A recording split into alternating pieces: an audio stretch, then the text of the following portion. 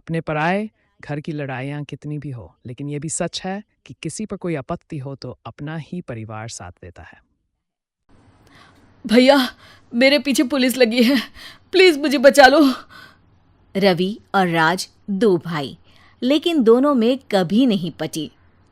अरे क्या हुआ छोटे, क्या कर दिया तूने? अरे कुछ नहीं भैया, मेरा दोस्त है ना राजू, वो मुझे लेकर बैंक गया था। मुझे नहीं पता भैया कि वो वहाँ बैंक लूटने जा रहा है। मैं उसके साथ बैंक में घुसते ही सीसीटीवी कैमरे में दिख गया हूँ। अब पुलिस मुझे ढूंढ रही है भैया, मुझे बचा लो। राज कुछ सोचता है, फिर कहता है, ओके, तुम यहीं रुको, मेरा एक दोस्त पुलिस में है, मैं बात करता हूँ। तभी वहां रवि की बीवी राज की बीवी के साथ आ जाती है। तुम लोगों के घर जब तक पुलिस का आना जाना है, बच्चों को यहीं छोड़ दो, उन पर असर ठीक नहीं पड़ेगा। तभी वहां पुलिस आ जाती है। चलो चलो, कौन है रवि, थाने चलो। मैंने कुछ नहीं किया, मुझे कुछ नहीं पता। अरे वो तो पुलिस स्टेशन चलकर ही पता चलेगा कि कुछ पता है कि नहीं, चलो। कहानी का फ्लैशबैक। भैया, मुझे मेरे मकान में हक चाहिए ही चाहिए। अरे लेकिन छोटे, अभी मेरे बच्चों पर काफ़ी खर्चा है, तेरी भाभी की भी तबीयत ठीक नहीं रहती, बजट बिल्कुल नहीं है कि मैं अलग होकर रहूं। देख लो भैया, 1 महीना है तुम्हारे पास, जल्दी से घर खाली कर दो। अरे कैसी बात कर रहे हैं भैया, मेरे शरीर में अभी इतनी हिम्मत भी नहीं कि घर को खाली करे।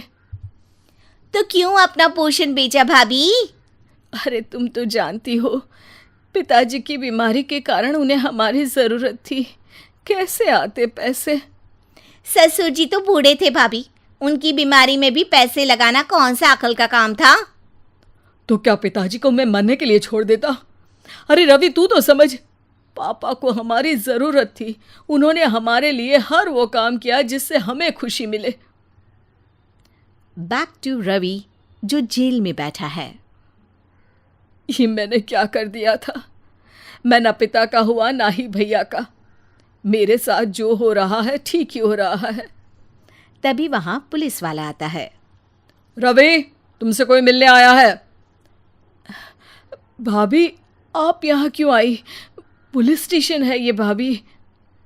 भैया, आपकी जगह मेरा भाई होता तो क्या मैं नहीं आती?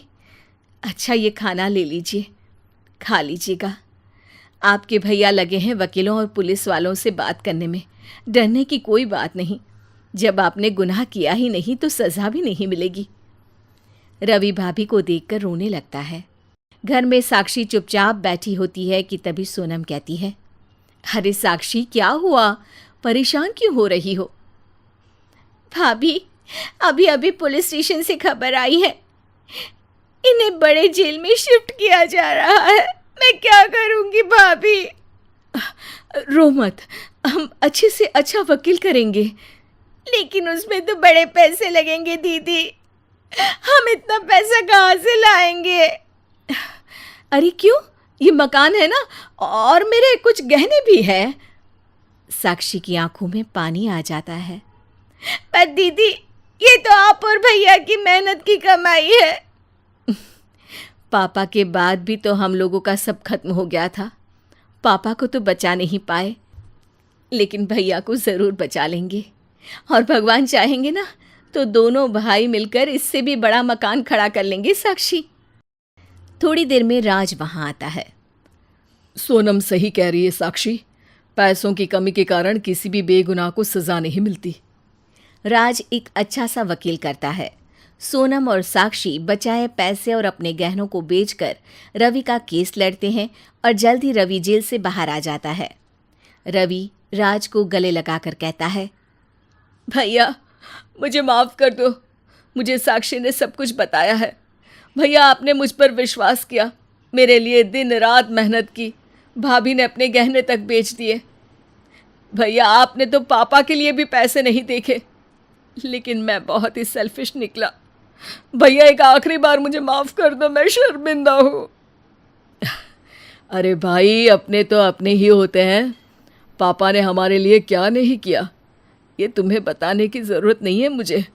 और फिर तू तो मेरा भाई है, पैसे से बढ़कर रिश्ते होते हैं भाई।